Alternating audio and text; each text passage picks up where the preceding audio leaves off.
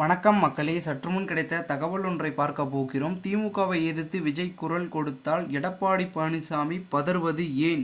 திடீர் வெளியான தகவல்.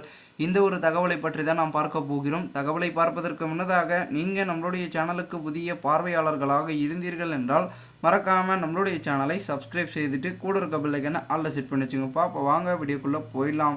தற்பொழுதைய பொறுத்த வரைக்கும் இந்தியா அளவில் தமிழக அரசியல் களம் என்பது தற்பொழுது சூடாகவே இருந்து கொண்டிருக்கிறது.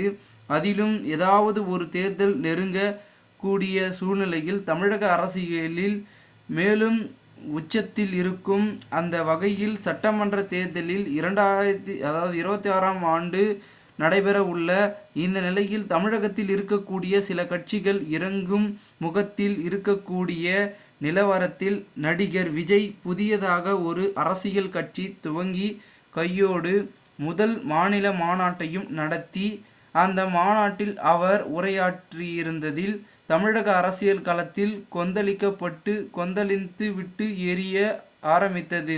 குறிப்பாக புதிய கட்சி துவங்கிய நடிகர் விஜய் தமிழகத்தில் புதிய அரசியல், அதாவது தேசிய அரசியல் எடுபாடு என்று தீர்க்கமாக முடிவு செய்து தற்பொழுது தமிழகத்தில் பெரும் வாரியான மக்களுடைய மனதில் இருக்கக்கூடிய திராவிட கொள்கையையும் அந்த திராவிட கொள்கையை எதிர்த்து சீமான் போன்றவர்கள் இளைஞர்களை தனது பக்கம் இழுப்பதற்கான பயன்படுத்தக்கூடிய தமிழ் தேசிய அரசியலையும் சேர்த்து தனது கட்சியின் கொள்கையாக முதல் மாநாட்டில் அறிவித்தார்.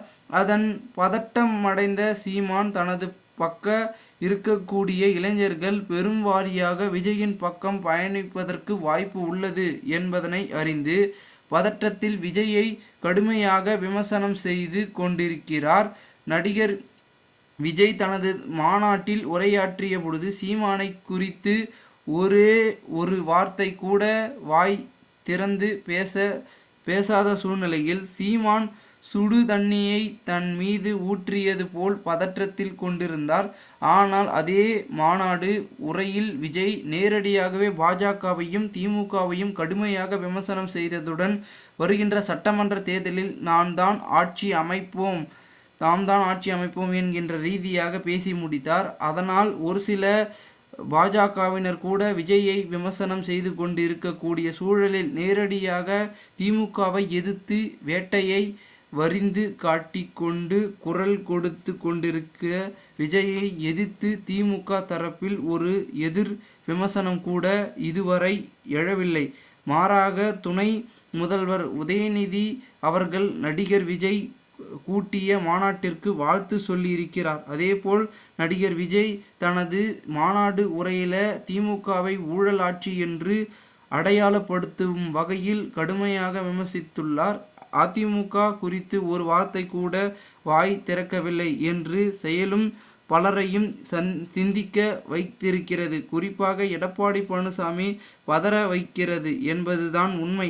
அதிமுகவை பற்றி தான் விஜய் ஏதும் குறை சொல்லவில்லையே, அப்படி இருக்கையில் எப்படி எடப்பாடி ஏன் பதற்றுகிறார் என்று நீங்கள் வியந்து கேள்வி கேட்கலாம். அதற்கு காரணம் கடந்த சில ஆண்டுகளாக தொடர்ந்து அதிமுக பின்னோக்கி பயணித்து கொண்டிருக்கக்கூடிய சூழ்நிலையில் நடிகர் விஜய் பயன்படுத்தி கொள்ள நினைக்கிறார் என்பதுதான் உண்மை. எடப்பாடி பழனிசாமியின் தலைமையை அதிமுகவில் ஒரு தரப்பு தொண்டர்கள் ஏற்றுக்கொள்ளவில்லை என்பதை வெளிச்சம் போட்டு காட்டும் வகையில் நடந்து முடிந்த சட்டமன்ற தேர்தலிலும் அதை தொடர்ந்து நடத்த இடைத்தேர்தலிலும் இந்த ஆண்டு நடந்த நாடாளுமன்ற தேர்தலிலும் முடிவுகளிலும் வெளிச்சம் போட்டு காட்டுகின்றன.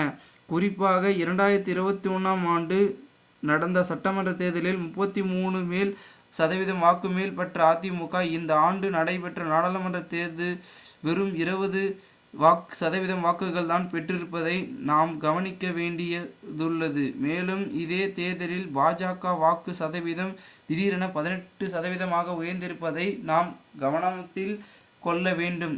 வெறும் 2-3% இருந்த பாஜக வாக்கு எப்படி திடீரென உயர்ந்ததுக்கான காரணம் அதிமுகவின் பலவீனம் தலைமை தான் என்பதே நடிகர் விஜய் உணர்ந்து தான் பாஜகவிற்கு செல்லக்கூடிய அதிமுக வாக்குகளை எதிர்காலத்தில் தாம் பெற வேண்டுமென்றால் அதற்கு ஒரே வழி திமுகவை எதிர்த்து அரசியல் களம் காண வேண்டியது என்று நடிகர் விஜய் முடிவு செய்து இந்த வாய்ப்பை நாம் தவறவிடக்கூடாது என்ற நிலைப்பாட்டில் தான் அவர் தன்னுடைய திரைப்பட வாய்ப்புகள் உச்சத்தில் இருக்கக்கூடிய சூழ்நிலையிலும் அவைகளை உதறி தள்ளிவிட்டு அவசரமாக அரசியல் களத்தில் குதித்திருக்கிறார்.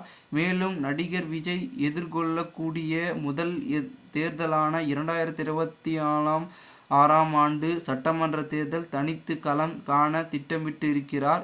அப்படி இருக்கலாம் அதிமுக தலைமை ஆசைப்படுவது போல் அதிமுகவுடன் கூட்டணி சேர்ந்து தான் தேர்தலை எதிர்கொண்டால் தனக்கு விஜயகாந்தின் முடிவுதான் என்பதனை நன்றாக உணர்ந்ததுதான் நடிகர் விஜய் பாஜகவிற்கு செல்லக்கூடிய அதிமுக வாக்குகளை தனக்கு சொந்தமாக்கிக்கொள்ள விரும்புகிறார்.